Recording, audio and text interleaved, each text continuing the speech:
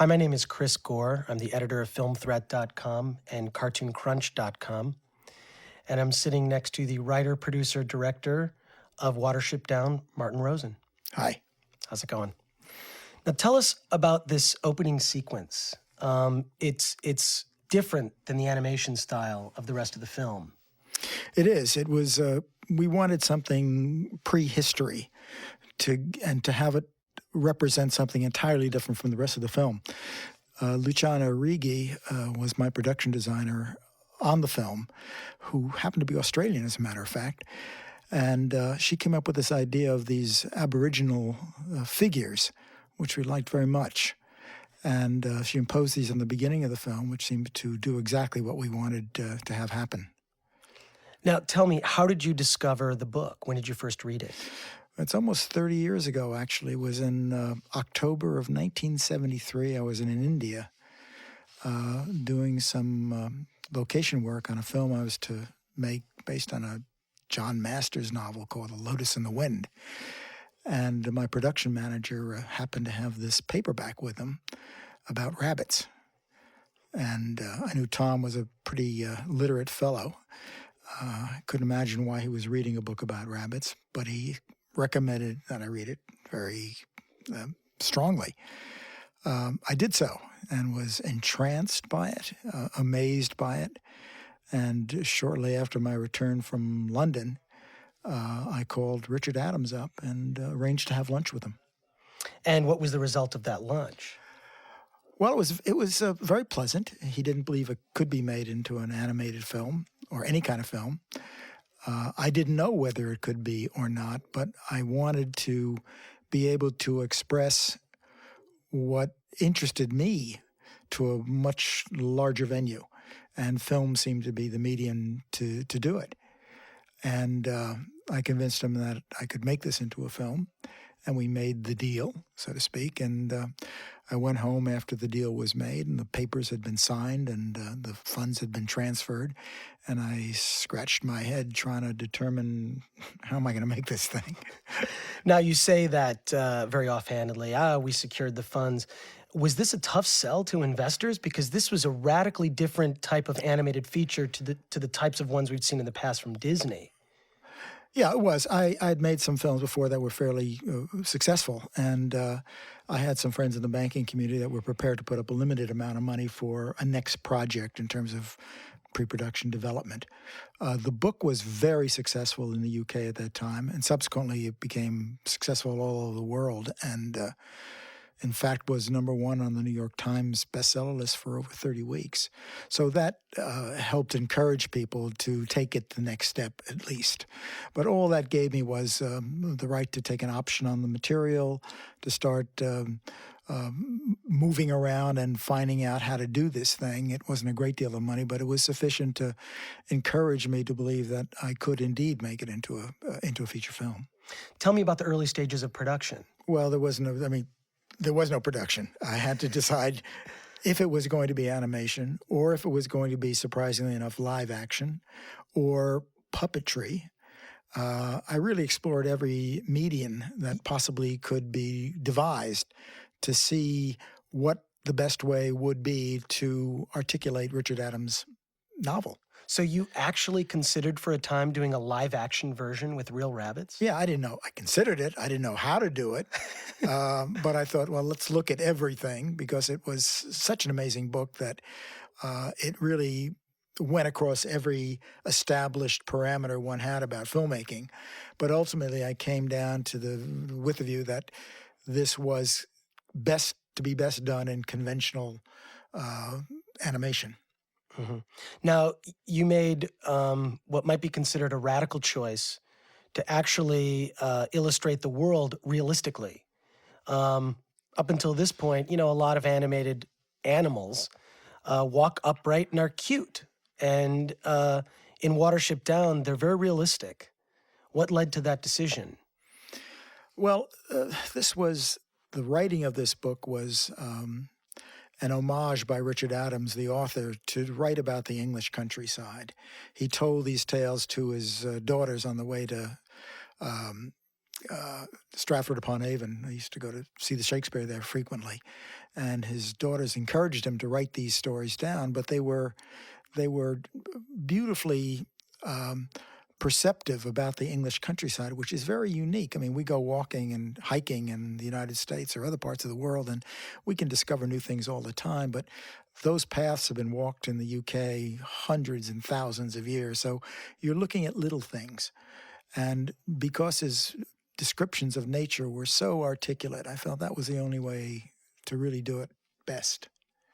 In addition to using an illustration style that was realistic, these characters actually have some human expression. This was radical. This was a risk, was it not? Well, I don't know how risky it was. It was bloody difficult because if you'll notice, the rabbits have almost no white in their eyes, and most animation depends on the whiteness of their eyes to give expression. We wanted to keep them as natural as possible, to have the rabbits move like rabbits do. And despite the fact that they look very much alike, every single rabbit is has different characteristics, different color tones, totally unique into itself. But as a group, they look very much alike, like a bunch of rabbits. Did you study the anatomy of rabbits in order to get the realistic style? I mean, did you have rabbits around the production offices? We sure did. And the key animators particularly, spent a lot of time watching them move. And you notice they don't hop. They kind of walk in a funny kind of a way with their forepaws dragging their hindquarters along. It's the way rabbits do walk. It's the hopping is not really part of what we try to do. We kept them as realistic as we could. Now, tell me how you did the translation from novel to screenplay. I originally contracted John Hubley to direct and write the film. John was an old friend. I used to represent him in my agenting days in New York, and an enormously talented man of animation world. And he agreed to do the picture. And we were going to do it all out of London. And John came over. We got him premises and built a studio to accommodate the production. I didn't know very much about the necessities of animation, and was depending entirely on John's skills and talent and abilities, as one might be expected to do. I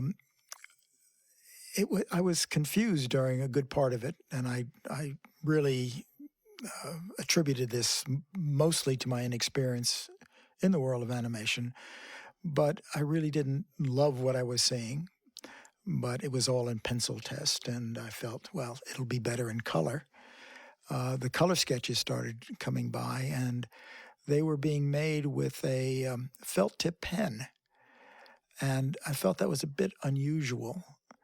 And I noticed, looking at any length of a film, my head started to hurt, that the movement of the felt tip pen over an extended period of time really was an abrasion on the process of looking at these characters. I expect for a short form film it would have been perfectly fine, but for a long feature film I didn't think that was going to work at all. I learned later on subsequently that John was doing another project for a network, and he was splitting his time, thinking, I guess, that he could do both, although that wasn't what the contract called for. And after a year's worth of work, we separated. You'd never directed an animated feature before, and you had to come in and step into his shoes. Well, I showed the material we had. This was after a year's worth of work to my investors group, which were all independent merchant banks, people that had a peripheral interest in the subject. For example, Penguin Books was involved, and their parent company also owned Lazard's Bank. And it was through them that I was introduced to other interested merchant banks in the city of London who put up the necessary finance to make the picture. I had to show them what we had, and I was asked the embarrassing question if I felt that was the way I wanted to go. And I had to admit to them that it wasn't. And it was left to me to to tell them that there were really just two options. One was to start again, or the other was to abandon. And one of the principal investors asked if I still had the vision that I had originally when I convinced them to put up the funds to make the picture. Had that changed? And I said, no. And would I revert back to that concept? And I said, yes. And did I have anyone in mind to direct it? And I said, no, this is all very new to me because we're just making a decision now. And the suggestion came that perhaps I should undertake that part of the job as well. I agreed to do that, not knowing quite what I was letting myself in for. But that evening I started writing the script because we didn't have a script. We had just storyboards.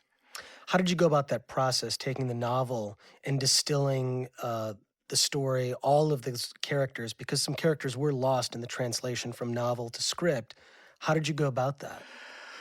Well, I went over the novel page by page and yellow-lined those elements that I felt were critical to the picture, and those that were secondary, and those that could be easily eliminated, that they were textual, that I could get in a one particular shot, which I didn't need to write about. I knew the artist could do that. And I just took out a big yellow pad and started writing that night. As I say, it was it was naivete that allowed me to get into it. But as I was going along, I felt I was doing the right thing. We couldn't salvage any of the material except the opening sequence, which Luciano Righi had created. That was recoverable, but nothing else was. Let's talk about the locations for the film. They actually exist. Yeah, because Richard Adams, in telling these tales to his daughters, was going through the countryside. Most of it was in Hampshire and the Hampshire Downs, which is the great chalk downs in the southeast of England. And I thought, well, why not just go there and see what it was that he saw? And went to all of those their real locations. We photographed them. We took helicopters over and photographed the whole area just to get a sense of what the countryside was like. And interestingly enough, my editor, Terry Rawlings, spent a couple of nights on the Downs just recording ambiance, which is now in the film. Let's talk about how you went about casting the film. How did you find some of these amazing voice actors? Well, I'd lived in England for, at that time, 8 years, 9 years. And, through the BBC and theater and films, I knew who the good actors were. And even if I hadn't seen them, word gets out. And I'd seen a great deal of John Hurt's work, who I liked very much. And I just started calling people. They all came in and met with me, and I listened to them. I didn't necessarily have them read for me, but I just chatted with them, asked if they knew the book. If they knew it, it was very simple, because anyone who knew the book was eager to be involved. Those that didn't know the book were happy to read it. And others, like Peter Cook, who I wanted to play one of the roles, didn't want to read the book, didn't know about it, but asked for an enormous amount of money. And it went no further. Well, how did you direct those performances? Well, as you know, in animation, the dialogue has to be recorded before the animators start, because they have to know how to lip sync. So with pages of the script in front of them, they simply read them and read them again when necessary. And then they were marked up as to what was possibly usable. So it was a fairly long process. It was great fun. I told them what I felt about the characters, because they didn't necessarily know the whole context of the film, because it was still being made at that time, bit by bit. And I would explain to Rafe Richardson or John Hurt or Denham Elliott exactly what their role was before and after the performance they were then giving, to give them some sense of context. And they were good enough actors to fit and to understand completely what was going on. And if I didn't like a particular reading, I just asked them to do it again. And invariably, something wonderful happened. After the film was completed in line test and we were happy with what we had in terms of story, although it wasn't traced and painted or at that point, I would excerpt those sections that they had originally read maybe a year earlier and had them redo it. If they felt they could bring something else to it. They had then seen the whole film. And I was able to get some additional qualities of performance during this second recording that I might not have had if I just left it as it was, however good it was. They were able to bring something additional to it. How did the actors react to seeing the final work? Well, I think they mostly liked it. In fact, I think they all liked it quite a bit. No one said, I hate my work. The picture ultimately was very successful in the UK, so that always helps. Now, is it true that the property where many of the locations, the backgrounds that you shot, is that near where Andrew Lloyd Webber lives? Or on his property? Is that true? I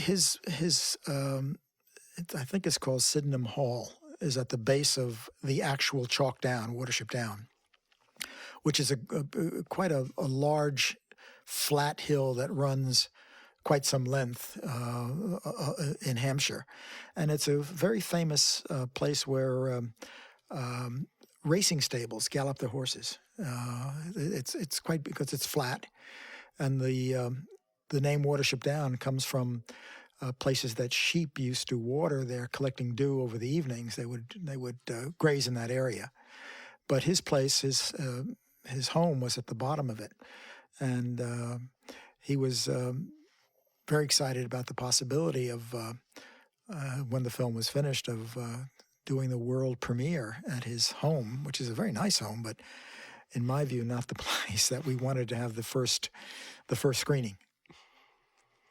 So let's talk about the music in the film. And before we get on to that, I do want to mention that I'm actually struck that the film is so effective because there are so many key moments without music.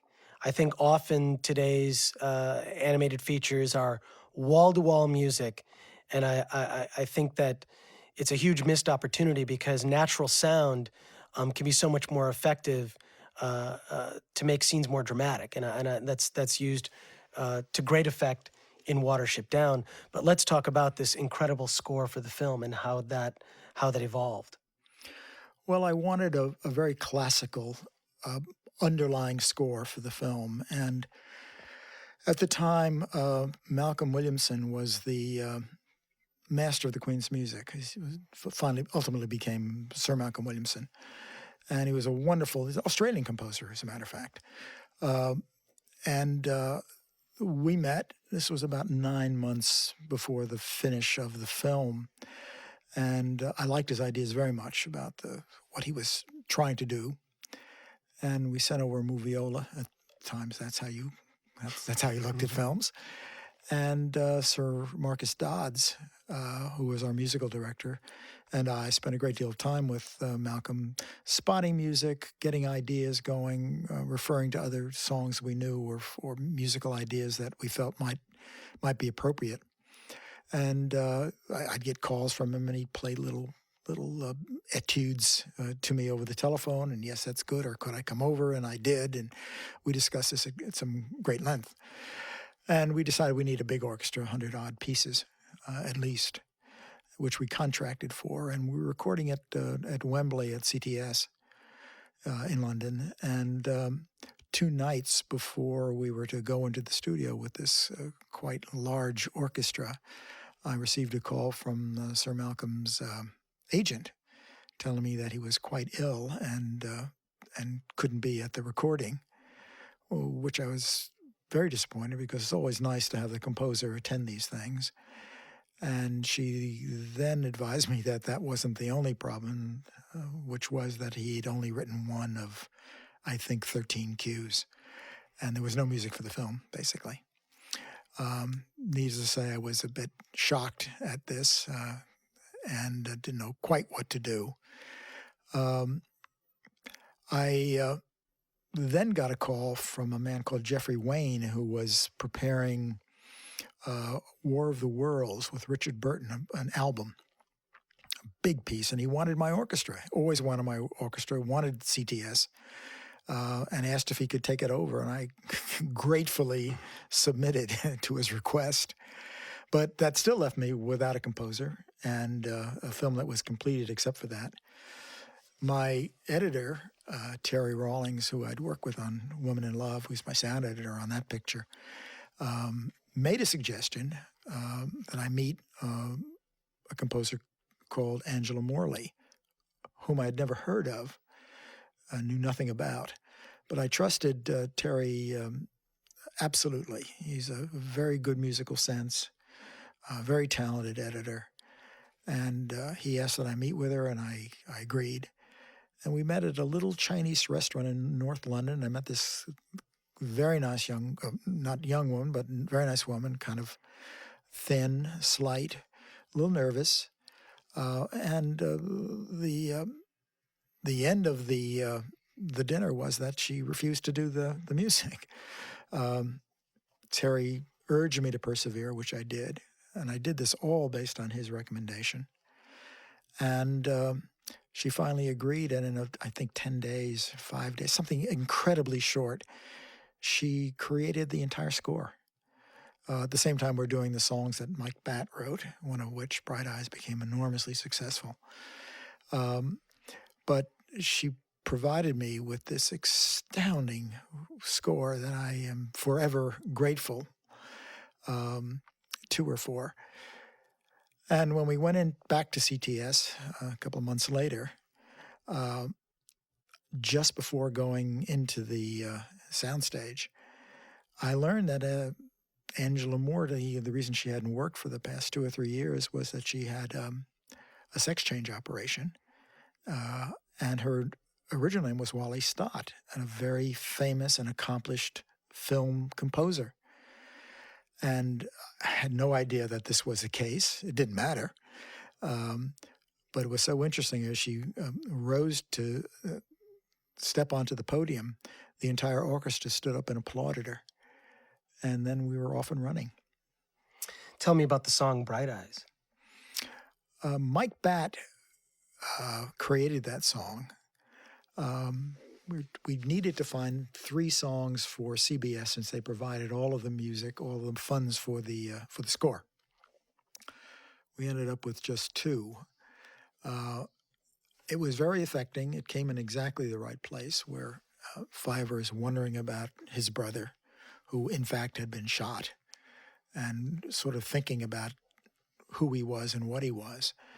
It became very successful, but I must confess that it was difficult integrating what was a pop song into a classical score.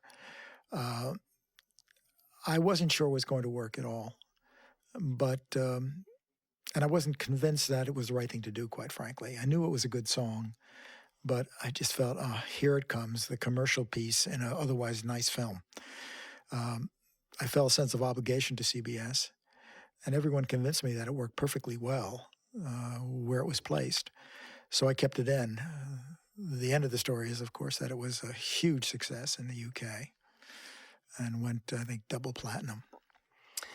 Now, the film is considered a milestone in animation, and perhaps it doesn't seem so radical now with animation just exploding in a very mainstream sense, but you look at it, the risks that you took at the time were huge.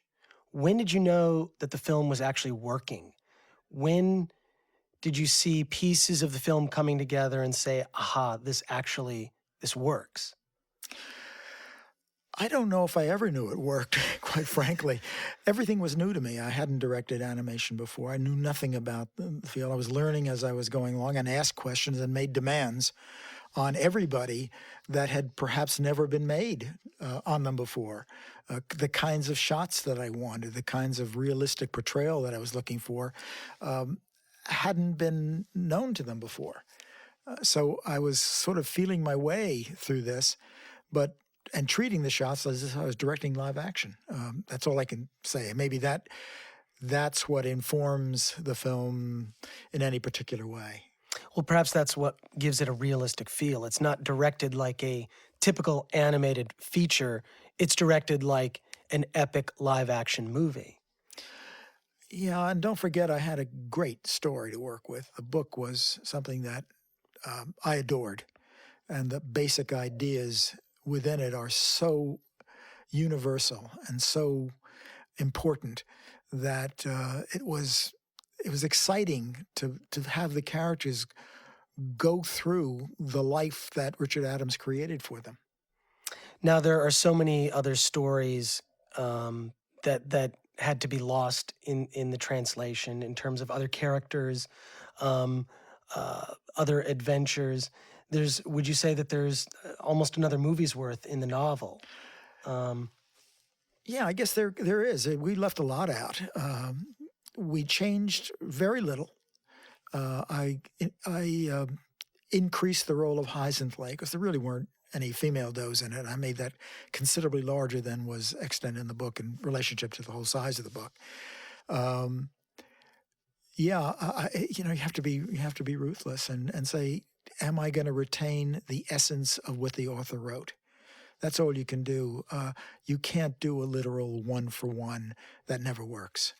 You can't be that obliging of the of the author.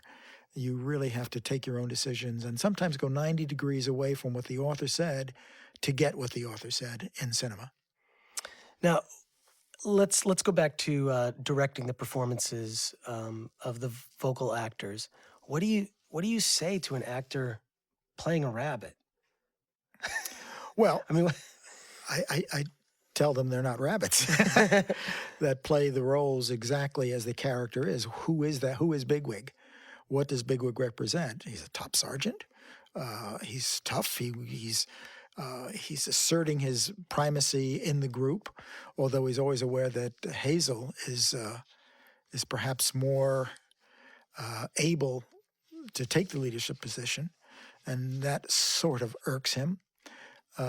Hazel was patterned after an officer in Richard Adams' para unit who was a very quiet, unassuming person whose leadership abilities were unquestioned and very calm, very unassuming, but everyone listened to when he spoke. And I was trying to bring to our character in the film those same qualities. let's talk about some of the metaphors in the film. Certainly, it's very spiritual. The different Warrens have been said to represent different governmental structures. Is this something that you had in mind when you were translating this, directing it, working on it? Well, it came to me very clearly that, first of all, this was Moses leading the children to the promised land. Although Richard didn't write it as a metaphor, he did not at all write it as a metaphor. But I think it was in his background, it was in his education. All these elements came out. Cowslip's Warren perhaps was an overextension of socialism. You can live very comfortably, but you give up liberty. Is that something you want to do? It's not an anti-socialist track, but it was the furthest extreme of that. And in fact, it was banned in a lot of Eastern European countries, and it was banned in South Africa. And when we finally went to South Africa, it was the first picture on the banned list that was actually released in South Africa. So, how did you go about the editing process? Were there any major sequences that you had to lose? Or is this pretty much the film as we see it, what was shot and animated? Well, you don't want to lose anything because everything should be in the film. It's too expensive a medium to shoot stuff and not have it. And don't forget, we shot stuff for a whole year, which wasn't used. So we didn't want to go through that process again. We were very careful. And I think this, although I was writing the script as we went along, I kept on thinking about, they did this in Casablanca, so it can't be that bad. We tried to retain, we always had the book to go back to. And whenever something wasn't working, particularly in the script or some dialogue, went back to the book. What was the basis of the character? What was the line or the arc of the story that we were trying to follow? And we're able to make corrections that worked for the film. Now, a lot of people may not know this, but Watership Down was an independent film, produced independently by you. Did that lead to some difficulties in getting the film released, getting it into theaters? Well, I mean, yes, it was independent. The banking groups put together the funding to allow me to create the production. But, when you're making a film, you never think, gee, I'm an independent film or I'm a studio film. There was nobody on my back except the completion bonders. And after the first year, when we had to close down the production, they really didn't know where they were. They had never dealt with the situation in animated film. They didn't know how to work. They brought in a very experienced animation producer from London to oversee the production. And he just came back and said, well, I'm doing everything. Rosen is doing everything right. There's nothing I can do better on this new side. So they were frightened. They were in for this for a lot of money. They didn't know what was happening. We threw out a year's worth of, they could see a tremendous amount of payment that they had to make. And very cleverly, one of the lawyers on our staff, on our financier staff, suggested to them that it would be a way to get out if they paid us some money, which they did. They paid us a considerable amount of money to get out of the project. And we used that to finish the production, in effect, and freeing me from anyone looking over my shoulder and telling me what to do. So that was serendipitous, to say the least. How did the film finally make it to theaters worldwide? You had to then sell it to a distributor. We did. I only made one pre-sale, and that was to Sweden.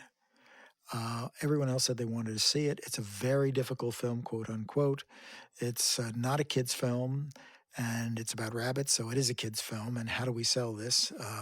There's violence in it. They're rabbits. The lead's name is Hazel, and it's a male. They had no idea how to do this. In fact, they were asking themselves the same questions I had to ask myself when I took on the rights. They had a great deal more exposure to consider once they took it on. But I tried not to think about that as I was making the film. And when the film was finished, I was reasonably sure I had something decent. As you know, as you're making a film, you get very myopic, and you really don't know what you have. You're just so close to it. You're looking at every single detail. You're working, 15 hours a day. And it's hard to step back and say, gosh, that's perfect, or oof, I could do that again. I've always posited the notion that if a director could put a film that he's finished on the shelf for 6 months to 8 months, then go back and look at it after that period, it would always be a better film because he could see without the fact that scene X, Y, and Z were very difficult to do, and he couldn't possibly toss them out. Well, he could toss them out now. But you can't do that. Interest costs mount up. You've got to get it out and into the cinemas. So, I never knew what I had. I had a couple of screenings. A couple of schools saw it, liked it very much, which was very encouraging. However, when I started showing it to the distributors in the UK, the experience was not a good one. Universally, it was not considered a commercial vehicle, that it would be only for the suitable for perhaps the home counties. Those are the English counties surrounding London, or, quote, a bit more sophisticated, and that wouldn't be enough to carry a film throughout the UK. So I really didn't know where I was. I had one sale, the Swedish sale, which is certainly not going to bring back the cost of production. I talked to everybody. I talked to the head of UA at the time, who was formerly an assistant of mine at an agency I worked for in New York. He had a similar response. Had a big screening over at Pinewood, and the head of a very big agency looked at it and felt it had very limited distribution possibilities. In fact, nobody had any notion that it would perform once it got out. Fairly discouraging. I showed it to a company called CIC, which is now UIP, which is the largest distributor in the world. They handle the product of Universal, United, and Metro.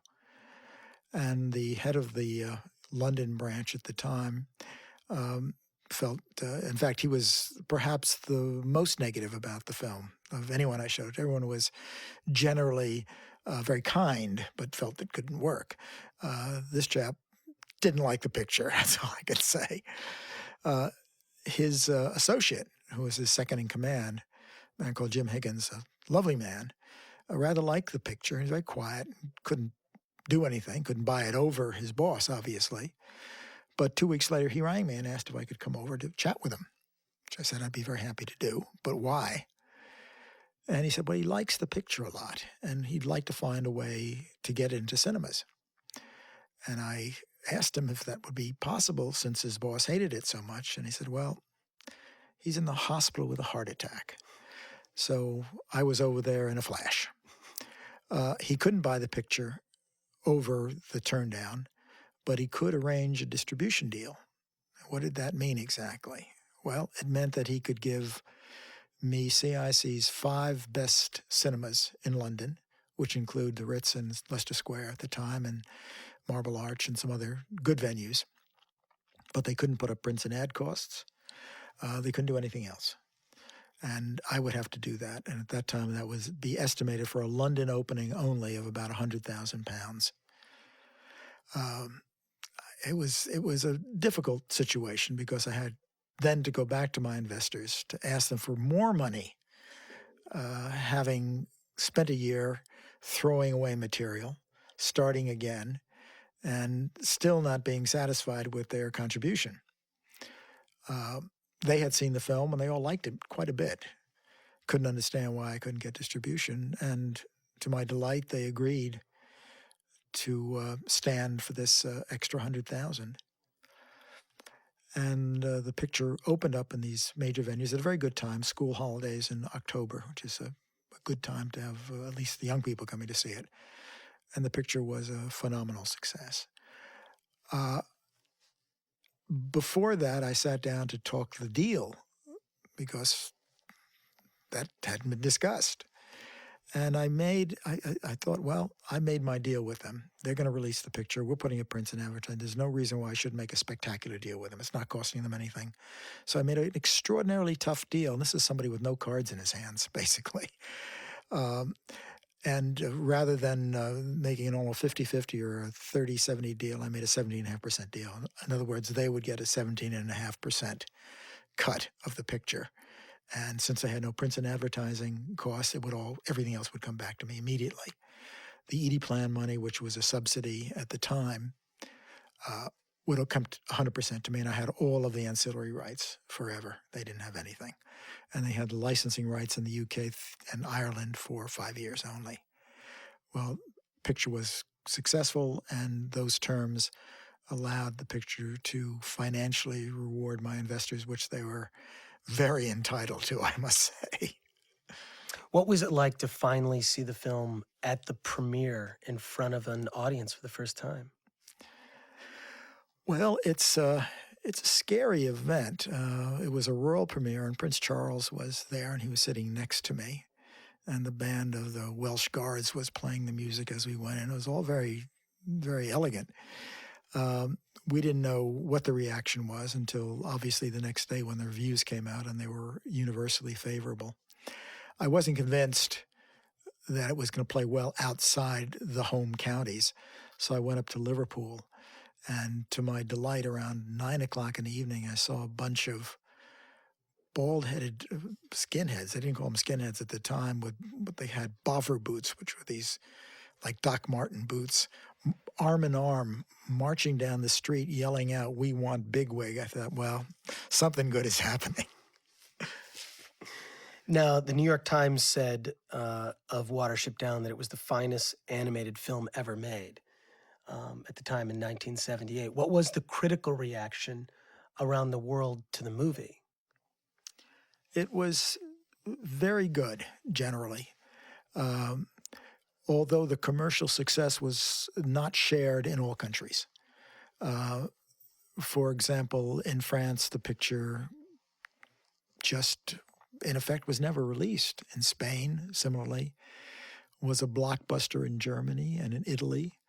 I've since learned that every country has its own whims. In Holland, it was gigantically successful. We had a deal for Belgium. Interesting enough, as you know, Belgium is divided into the French and the Walloon, the Dutch-speaking sides. And it was hugely successful in the Dutch-speaking side, and the French no one came. So I guess natural characteristics, or as my distributor said to me in his French accent, Martin, in Belgium we have rabbits with sauce moutarde. In other words, they eat rabbits and don't see them on the screen. So it was different all over the world. Now, there's an entire fandom that is truly obsessed with both the film and the novel. How do you react when fans come up to you? They find out that you wrote and directed the film, produced it. How do you react to some of their just incredible love for this movie? Well, you have to be pleased that what you did was successful to at least with regard to those people that you're talking to. I always suggest that if they haven't read the book, and very often they haven't read the book, to read the book, because it has a different kind of resonance that I think would add to the perception of the story. I'm very pleased they like it, because that's what you set out to do, is to have a lot of people like your work. So when you're successful, it's very gratifying. What is the most moving statement ever made by a fan to you about the film that you recall? Well, there's been a lot of things that I can't put words into, but there was a feeling. It was a life experience, and was spiritual. I didn't set out to do this. I set out to tell a story, as Richard Adams did when he was taking his daughters to Shakespeare festivals in Stratford-upon-Avon. You just go out to make a film, and hopefully it's going to work, and people get something out of it. You're very pleased. I actually saw the film in its original U.S. theatrical release when I was about 12 years old, and it had a profound effect on me, mainly because it was not a kiddie animation film. I mean, there are some frightening moments in this movie, and there are just some profound statements about life and death. And I just remember feeling just very satisfied that this was a cartoon that didn't speak down to me or try to sell me a toy. And what do you say to parents who might take issue with some of the violence? I realized this would be an issue. I insisted that both in the United States and the UK that the poster represents something a lot stronger than might normally be associated with an animal film or an animated film. In this case, it was Bigwig in a snare, struggling for his life. That, to me, was indicative of a part of the nature of the film. So if the mother or father had sensitive children, they would know better to just bring them in without seeing it first themselves. When it was released in Sweden, finally, where it was very successful, it was first banned and restricted to 17 years old and plus. And I knew that wouldn't be terribly satisfactory. So I flew to Sweden and met with the censors there. Their question was twofold. One was the violence. And I assured them that, and if they looked at it, asked them to look at it carefully, the violence inherent in it was all part of the story. It wasn't there to titillate. It wasn't someone shooting a gun 35 times. It all was intrinsic and organic to the picture. And the second was the idea about death. And I reminded them that, in a very nice way, that all the people there were well over 60. And this was not something that generally concerned kids very much. But if it was, death is part of life. It's part of the nature of humanity, in a sense, that this happens. And they were convinced, I guess, and took off all the restrictions. Did you sacrifice merchandising opportunities by setting this world in a realistic setting? Oh, absolutely. I knew that from the very, very beginning that this would be the case, that I was not going to profit by, if the film was successful, by merchandising for a bunch of reasons. First of all, the characters look very much the same. Secondly, it was English, and for the American market, which is the big merchandising market, they really generally, for merchandising purposes, like to have something that is articulated in an American accent. And indeed, when the American distributor picked it up, the question came, should they dub it with good actors with an American accent? And I refused. That might have helped a bit in terms of the American market, but it wasn't part of my thinking at all. I just couldn't see it happening that way. And I'm happy you didn't do that, because I can't stand when they did that with the release of the original Mad Max. They redubbed Mel Gibson and all the actors, Australian actors, with American actors' voices, which makes no sense to me whatsoever. Well, I can't speak to that, but it might have made sense to the distributor if they got extra folks in. But it would have changed the nature of this film, which is about the English countryside. It would have been very destructive to it, I think. What made you cast Zero Mostel? Oh, to me, there's no one else. Zero Mostel, bigger than life. I remember seeing him in an Ionesco show on Broadway called Rhinoceros, where he really turned himself into a rhinoceros with no makeup. He just turned himself into a rhinoceros. It was amazing. He's a great actor. And I applied to Equity in the UK for permission to bring him over. And Zero wanted his deal, plus he would love to stay at the Savoy in a river suite, which is right on the Thames. Beautiful suites for he and his wife. And I said, sure, be happy to do that. Actors Equity disapproved this application. And I queried the head of the organization at the time. And I said, well, that's a voice, you can get any number of good British actors to do. And I said, yes, I could. Absolutely. Plenty of people around. But no one like Zero Mostel. First of all, the gull is a foreigner. The gull comes from way across the ocean. And Zero Mostel is the person to do this. And they refused completely. And I said, you do know I can take my little tape machine and go to New York and record Zero. I don't have to bring him here. I just wanted to bring him here because he wanted to come here. And they refused it. So I took my little tape machine, and I didn't actually went to RCA and recorded it there. And at the time, Zero was running all around the room as if he was the gull recording this wonderful character. Did any of the other actors approach their roles with that kind of ferocity? Running around, acting like I didn't see that. I didn't see that. But, I could see Ray Richardson as the Chief Rabbit. I could see him as that. And I could see Denham Elliott with his very smarmy voice as Cowslip, very seductive, working perfectly. Richard Bryars, who was in a hit television show at the time, and his kind of appealing little fiver voice was exactly right for it. And of course, John Hurt was the strong Hazel that I wanted so badly. Now, the film Watership Down was voted on BBC's The Big Read in their top 100 list of great book, great movie. It also ranks on IMDb as one of the top-rated films on all of IMDb.com. Why do you feel the movie resonates so much with audiences? Well, I think you have to first go to the story. It's Adam's story. And I was able to take it and transform it into another medium, retaining all of those wonderful qualities that Richard Adams had brought to the novel. If I hadn't done that, it wouldn't have been successful. It's basically the book that works so well. It's a unique story in every way. And I was privileged to be able to give it a shot.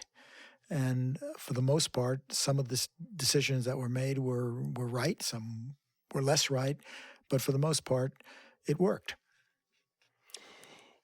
The Academy Awards here in the U.S. only recently added a category for Best Animated Feature, which was a long time coming. Watership Down won the Saturn Award in 1979 as not only Best Animation, but Best Fantasy Film. Do you feel the film was looked over, perhaps, in terms of awards, or were animated films back then just not given the kind of respect that I believe they've finally gotten today? I think that's right. In fact, I wrote Faye Cannon, who was the head of the Academy at the time, saying, there's a lot going to be happening in animation, because if I can do a film that's received this kind of attention, and I'm not even an animation person, there's going to be other directors that come along to say, I want to tell this story. The only way to tell it is animation. They may not be animators, as I'm not an animator. There was not much response. There weren't that many animated films coming on. Most of them were for kids in any event. But it's long overdue, I think. And I think the question is now, is they're making animated films that should be made live action.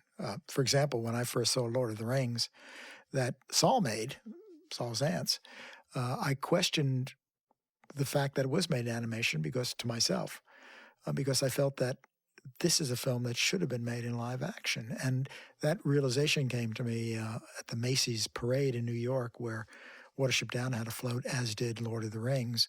And I saw the characters on the float, the Lord of the Ring characters on a float, and they were fabulous in the human form. And I said, boy, this could make some film. And fortunately, Saul and Peter got together and made some films. Well, it's interesting because Saul Zaentz's original interpretation, the animated Lord of the Rings, used the technique rotoscoping, where they filmed live action actors and then drew over those performances. Was that something you had considered, a technique you'd considered for Watership Down? I really I don't like rotoscoping very much, because I think if you use rotoscoping, you should do it live action. And with rabbits, you can't make the rabbits walk the way you want them to walk or do what you want to do, so there's no point in replicating movement like that. You just have to have competent key animators that can articulate rabbit movements properly. In your early concepts for the film, when you were actually considering live action or puppets or different kind of styles to tell in the movie, how far did you go in exploration of those other techniques? I had a meeting with the Royal Ballet, in fact, because they had some wonderful costume people that suggested to me that something could be done there in a different style. It would be entirely different. But ultimately, I felt that wasn't the way I wanted to go. Puppetry and stop action puppetry was not what I was really thinking about, because that wasn't terribly present at the time. But it was really marionette stuff, and the movements never were really convincing to me, and I didn't want to tell the story that way. And I felt animation was at the time, the only way to do it. And you couldn't control live animals, obviously. I've been approached many occasions for remake rights with CGI techniques available. You could see how it could be done very interestingly. And my question has always been, I've not said no, because why say that? There was so much left out of the book, but I would have to be convinced that they could do something a lot better than I was able to do. And I would be very eager to see anything, and people miss out elements of the story when I talk with them and things, and tell me how lifelike they could make the rabbits. Well, that's true. I can buy those talents. Those are not talents that I'm interested in, quite frankly. These days, I can hire those people to do wonderful work. I'm talking about the intellectual construct of what the story would be. How would it be better than that which is on the screen now? And I've never been satisfied with any of the responses. This project, over the course of its years in the making, how did you motivate your animators to stay the course and to persevere? Well, animation is wonderful. They love their work. They love to sit down at the table and the disc and draw these characters, and they really they loved it, and they loved the story. And I think they felt privileged doing something of this importance. I made a film subsequently to Watership Down called The Plague Dogs, in which that was not the experience because it was such a terrifying picture and was so difficult and so painful that the animators really struggled. The work was fabulous. I often consider it my best film. Was not successful just for that reason. It was too grim and too unrelenting, but told a very important story and in a very wonderful way. But they weren't eager to go to work every day. Let's talk about some of the violence in the film. It's extremely realistic. What kind of research did you do to actually create those realistic renderings? It's very jarring. The use of sound. I mean, those violent scenes are tough to watch in many cases. Sure. Let me just say this: no animals were killed during the making of this production. That's what I wanted to find out. No. No, of course. I wanted the violent scenes to be as violent as they needed to be in context of the story. You couldn't have the Ephraphins being solicitous to these characters. They were dangerous. They were a military group. They had to be military. The dog had to look like a pretty vicious character. The cat had to be an enemy. The fact that Bigwig thought he could take the cat, that's an interesting construct, I think. But life as an animal is pretty precarious, and they suffer through these difficulties all along the way, every bit of the way. One of the things that always strikes me about this film are the strong characters. The characters are so strong, so well drawn by the vocal performances. How did you distinguish each of them in terms of your illustration? Rabbits pretty much all look alike.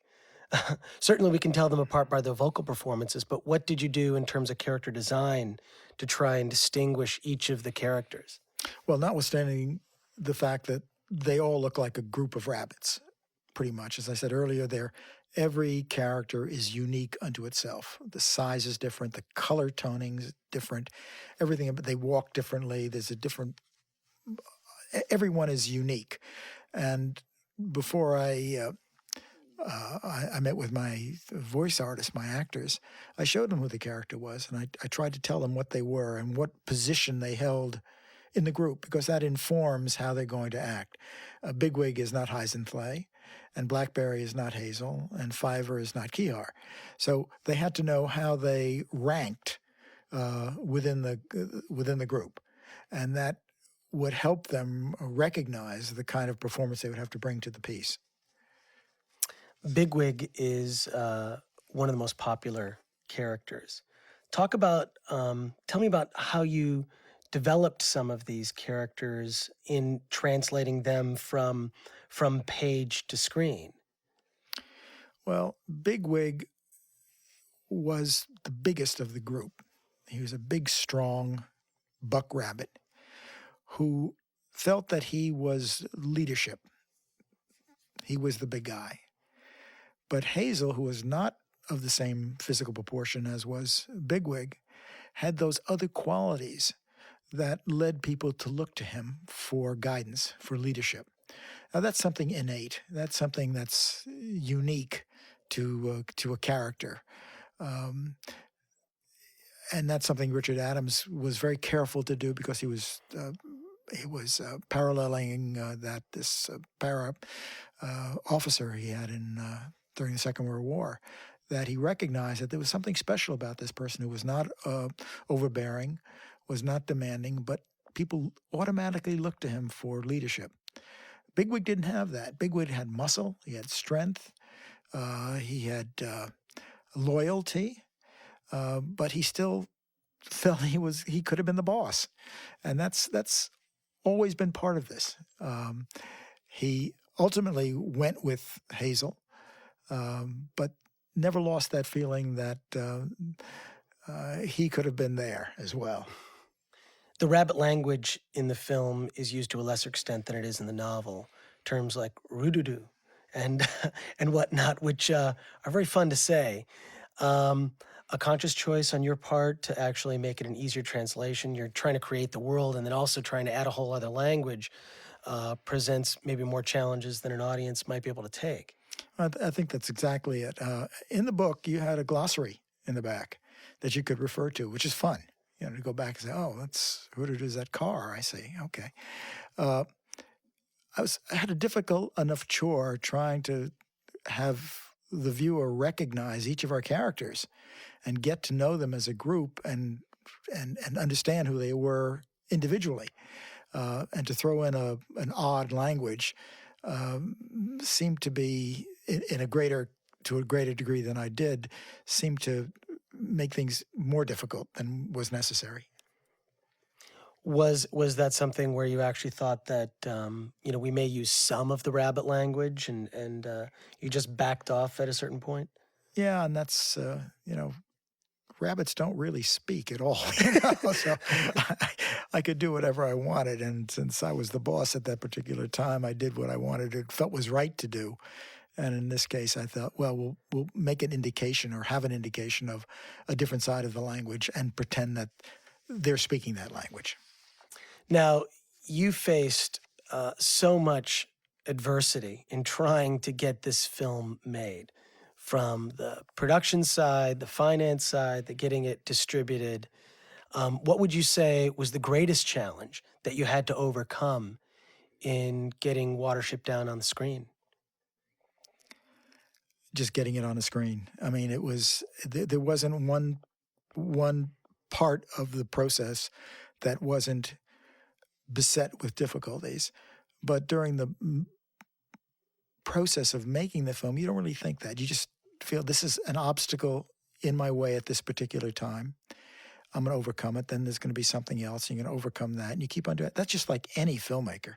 There's not a film been made that doesn't have those kind of obstructions to a lesser or greater degree. Sometimes you have the support of a major studio who can take a lot of those difficulties to themselves, but sometimes not.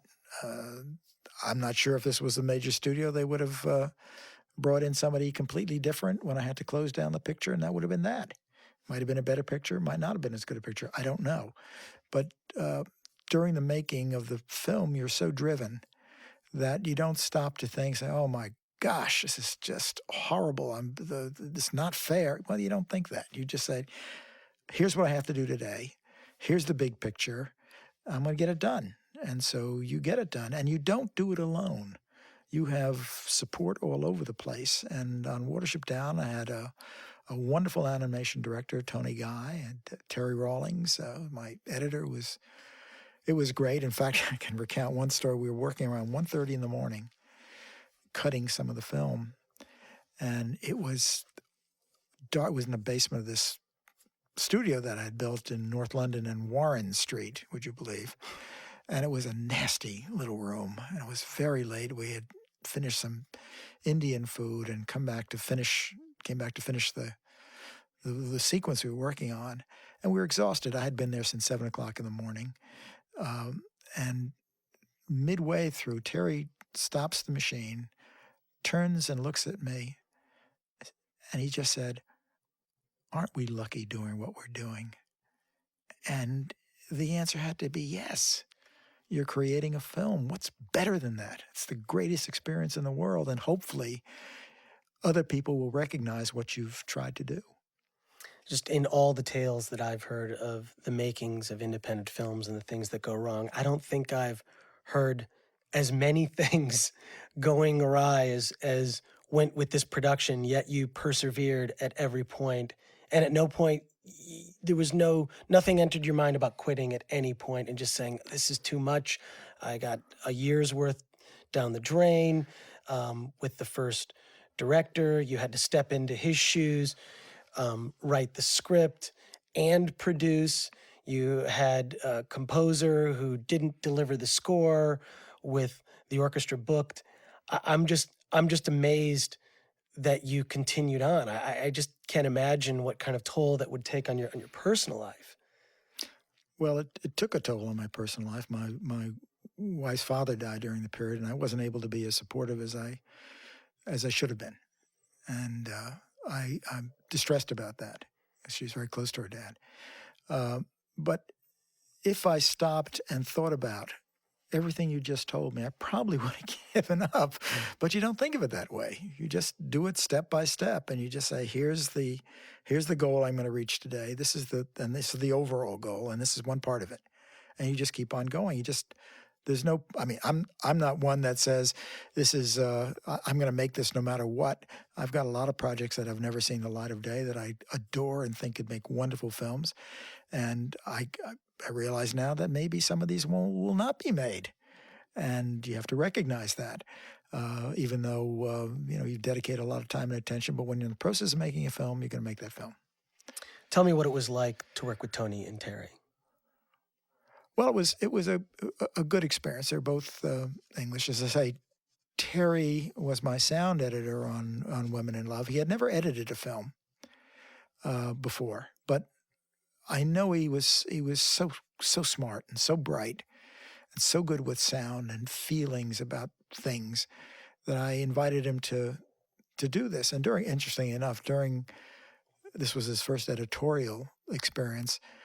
He was invited to do the first Alien, and he's never looked back since then. He's done many, many giant films. And Tony Guy was a real master of animation. I needed that kind of support. He understood what I was trying to do. He gave me the technical help that was required. When I told him I wanted this particular kind of shot or that particular kind of shot, not infrequently he would say, tough to do, maybe impossible. And I said, well, can we try it? And he said, sure. And he'd try it, and sometimes it worked, and sometimes it didn't work. But I think he understood that the vision I had took primacy over the exigencies of day-to-day work, that he had to accommodate himself to what I was trying to do. And he did that. He was able to convert the vision that I had and that Richard Adams had into the ABCs of animated filmmaking. I'm just amazed you were able to mobilize basically a small army to get this film onto the screen. What would you say some of the differences are in directing live action as opposed to animation? Certainly, we've seen at least the media perceptions of what a director does on a live action set. I'm not really sure I quite know exactly what an animation director does. You're certainly, if you're in a vocal studio, I assume you're yelling action, but but when you're working with the illustrators and the animators, how is that different? Can you describe the process for us? Well, you've got your story, you've got your key shots that you want to go from A to B, and you have to treat the animator. The voice artist is not the actor in animation. The voice artist is the voice artist. The actor in animation is the animator. He's the person that moves the character from point A to point B. The production designer is the equivalent of the cameraman, because he tells you where the character is going to go. The animator tells you how it's going to go there. The cameraman, the rostrum cameraman, follows numbers basically. So the parallel is not there, but you had to find out and figure out which role in live action was identified with a similar role in animation. They weren't alike. They weren't the same. But I had to do that to be able to have a kind of vocabulary to express what I wanted to do, because I can't say to an animator, you're just an animator. He was the actor. He was the person that gave these characters life, and that's what actors do. They bring their character to life, and that's what animators were responsible for. Were there different animators assigned to different characters? Sure, absolutely. We had our key animators, Arthur Humberstone and Phil Duncan, and they were they all had their individual characters and would do the key shots in a scene, and then the assistants would do the in-betweens. As you know, you don't do every single frame because the brain doesn't pick up every single frame. It's only, does maybe 1, 5, 7, 12, 20. That's all you need. You don't have to do everything because the brain won't capture it. It won't make any difference to the look of the film. So the in-betweener's job is to articulate the prime shots and do those correctly to give that sense of fluidity to the scene. It's amazing to me. We're sitting here in this studio recording this commentary for the DVD at Saul Zant's studio. And it's amazing watching this film without sound, which is how we're viewing it now as we're talking about it, and to see the distinct differences in the performances of the characters, even without sound, comes across. Is that something where you work with the animator and say, no, I want it more like this? Or say in the case of Cowslip, there's certain affectations in that performance. Sure. And for example, Cowslip, there was a character that was designed for him, and it was a very effete kind of character. But once Denham Elliott did the voice, we redid the character because Denham Elliott's voice is so unique that it was able to make a big contribution to the actual design of the character. Kihar's movements, we know who Zero Mostel is and what he brings to it and the kind of robustness of his voice, and that informed the character of that black-headed gull. It all works together. Just even without sound, I'm amazed that the performances still come through. After the release of the film, how did the animation world react? Many have called Watership Down a milestone. Did it change people's thinking about animation? Thinking, hey, perhaps it's not just all about funny animals acting funny with goofy sound effects? Well, I think probably. I'm not sure how. I think the general public and the critical acclaim that the picture received generally was not necessarily the same as that which was attributed to it by the animation community. I wasn't part of that community, although many of my staff were. I was able to do something that perhaps many of them really wanted to do and hadn't been able to do. And also my concern was not the brilliance of animation, although the animation was really quite excellent in the film. There are many animators that are so intent on getting the movement unique and every finger has to work. I didn't really care about that. I thought that if the story was going to work, it would work. It would work if the characters were believable. The audience would not necessarily care if every move of their ear was exactly perfect. Anytime we saw a mistake, we fixed it, obviously. But that wasn't the raison d'etre of this film. It wasn't to show us what neat animators we were. It was to show what good storytellers we were. And in that respect, I think we succeeded. There has to be some satisfaction from the standpoint that a lot of animators cite this as an influence. Many in the animation world know about this movie. And I think it certainly shows that animation doesn't have to be the typical stuff that we've seen before. You see more serious animation now after Watership Down than we ever saw previous to the release of the movie. I think that's right. It might have been a natural course of events, but there was a film earlier, which was Animal Farm, John Hallis, which is a good film, which didn't receive the recognition that this one did at the time. Serious theme.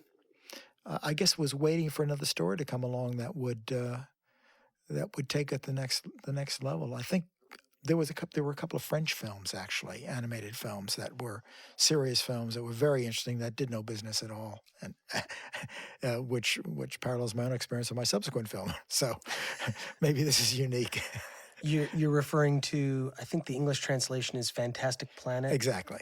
Yeah, I quite enjoyed that movie. I think it was, as science fiction, very interesting story. I think something was lost in the English translation. Well, I think they ran out of money at the end. I think suddenly the film changed toward the very end, and something happened. It just was a different kind of a film, but it was a very good attempt at making a different kind of an animated film.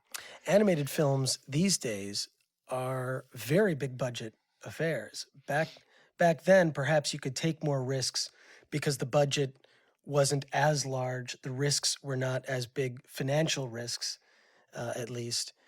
Nowadays, the budgets for these animated features are just insane. Yeah, I think everything is proportional, though, because the budget for this film was about the same as the budget for a live action film. It wasn't very high, but films weren't that expensive. This was not terribly expensive. Nowadays, you'll spend $140 million on a film, and you've got to book 5,000 screens to get a chance. The whole notion of distribution has changed. You really can't platform pictures anymore and hope for audiences will get them. They're out. The notion of the cineplex or the multiplex was that a picture could enjoy a big success and then shift to a smaller cinema after its initial success. But right now, every one of those screens want to have big pictures in them. So I don't know where it's going. I read recently that one of the big blockbusters that came out this year had 8,000 screens on opening night, which is, just think 8,000 prints alone, the cost of that, much less advertising. Speaking of advertising and marketing, were there any challenges in trying to sell the film? Certainly, it seems an animated feature that is very adult in nature would be a tougher sell. How did marketing people react at the time? Well, I mean, you can't listen to the marketing people that you've brought on board because they love the film, and they're going to do everything they can to sell it. But it offered a big problem. Anything that is unique, as this was, offers challenges that are difficult to overcome. How do you place it? Who's the audience? How do you maximize the audience? Is it just kids, or is it adults and kids, or families, or what? And how do you justify them being rabbits? You just got to take it as a piece and let it go out and see if it finds its market. I'm just struck by the different kinds of advertising we've seen for the film. Some are these kind of fanciful, cute rabbits, brightly lit colors, all in montage on some of the covers for Watership Down, while others are kind of a frightening image of a rabbit leaping in shadow, more foreboding.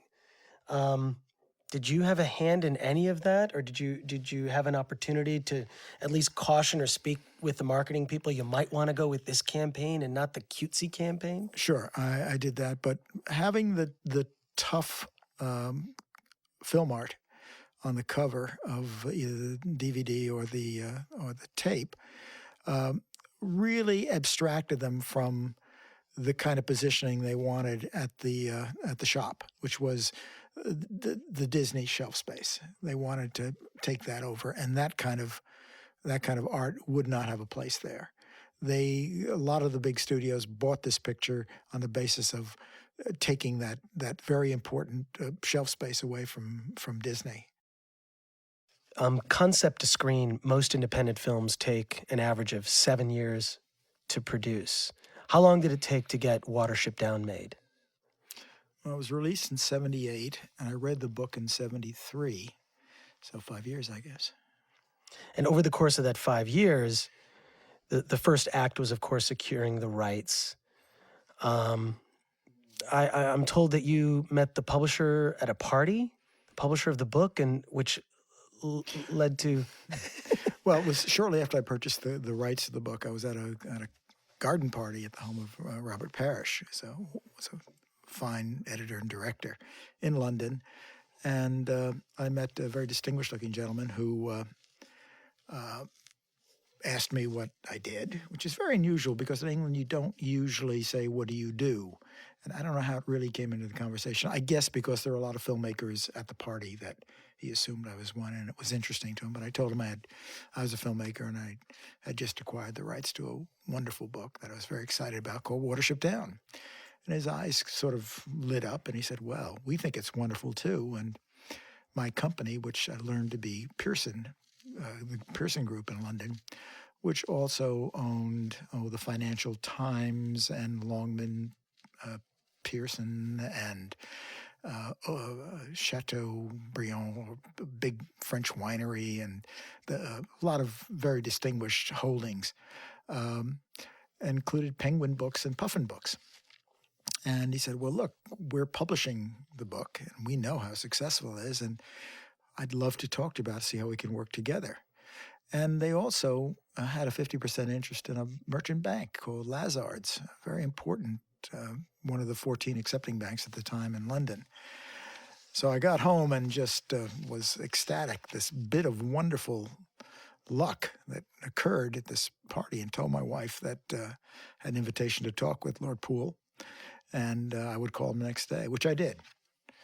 And when I asked the secretary, the receptionist on the telephone, if I could speak with Lord Poole, I was told that he wasn't available and wouldn't be for a while, as he had been sent to the hospital the previous evening with a major heart attack.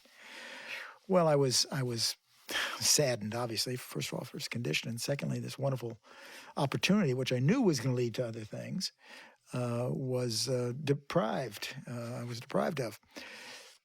So the receptionist, who was just a nice, bright young woman, said, "Is there anybody else that might be able to help you? Can you tell me what it was in reference to?" And for some reason, and I don't usually do this, I told this receptionist what went on. And she knew the book and said, "Well, maybe you should speak to another of our directors, Roger Brooke," which I did. And that led, the intelligence of that receptionist led to Lazard's coming in on the financing, and Lazard's coming in the financing allowed Schroeder's to come into the financing, and Electra House and the other group of financiers that were responsible for raising all the money for the film. It taught me a very valuable lesson that there's nobody that isn't important in one's company. Receptionist, and I wish I knew her name to this day, was able to guide me to a point where I met the right person who agreed that there was a potential in this project as a film. Without her, I don't know where we'd be today. Over the course of the 5 years, the making of the film, you obviously sacrificed quite a bit to get it made. I've heard tales of filmmakers rewarding themselves with a good cigar, a trip around the world. Did you reward yourself in any way, shape, or form after the film was finished? What did you do? Normally, the best reward you can have, I find, on a live-action film is when you've wrapped and you've told your editor, who's, in my case, is usually with me on the production, but during approximately 2 or 3 weeks, he assembles the film. And all of the problems that I know are inherent in the film will be fixed during that process. I'm absolutely confident. So when you wrap, that's a holiday that is totally joyous because you're finished with the film, it's wrapped, and all the problems are being solved by your editor in those 2 or 3 weeks. Of course, it's not true, but it allows you a totally unrestricted feeling of leisure. I didn't have that on this film because we edited as we went along, and the greatest reward I had was simply finishing the film. That was the best thing that could have happened. In an article on Real.com about the film, it says of your direction, "These are animals with nasty, rending teeth, and director Rosen never shies away from depicting the author's most vividly visceral sequences. Watership Down lies somewhere between Animal Farm, The Seven Samurai, and the works of Sam Peckinpah in its mature themes and depiction of violence." What's your reaction to that quote? Well, it's true. I didn't walk away from those scenes because I didn't feel I had the right to walk away from them. They were implicit in the book, and my mission was to articulate Adam's vision in the book as I saw it. I didn't add anything to it. I didn't make them more vicious than they needed to be. They weren't in there to titillate. They were in there to articulate what the scene was intended to mean. Now, if you could choose to live in any of the Warrens depicted in Watership Down, would you have a specific one that appeals to you? And that's a trick question, isn't it? No, Yeah, no, it is. no. I prefer to live above the Warren world, I think. But there was an interesting. We used to go to our country home in Gloucestershire from London, and you have to disassociate yourself from the rabbits that you care about very much, and the fact that they are animated, and secondly, are only animals after all. But there was a little shop that we saw past each time we went up to the country, and it was a butcher shop, and it had on its hoarding, it said, "Pleased to meet you, meat to please you," which I thought was very charming. And one day I just stopped off, and there was a cartoon from Punch magazine that had a drawing of a butcher shop, just like the one that was on which the window, this picture was displayed. And it said, "You've read the book, you've seen the movie, now try the meat." And I think that said everything. Now, the character of Woundwort has actually been compared to movie villains like Darth Vader. In the character design of Woundwort, was there an effort to really put all that could be evil in a rabbit into one character? It's interesting to see that more than a few writers have made the comparison that Woundwort could be one of the great movie villains. Well, he was a fallen angel. He was defending the rabbits in his warren in a way that he found very effective, and felt his way, his approach was the only way to do it, but went too far. And I think you can find that about benevolent dictators, as the expression used to be used, in history. You can find that all over the place. That was Woundwort. He went bad. Tell me about the film Donnie Darko. Am I wrong, or is there a reference to Watership Down in Donnie Darko? Well, there was meant to be. I licensed the use of a minute clip that they wished to use in the context in which they use it. I saw the film, but incidentally admired. I thought it was a very interesting film. But I didn't see the clip, and maybe I missed it, but I didn't see it, and I didn't see the credit, which was a requirement at the end, so perhaps it was just cut out. Tell me, which would you say is your favorite character, and why?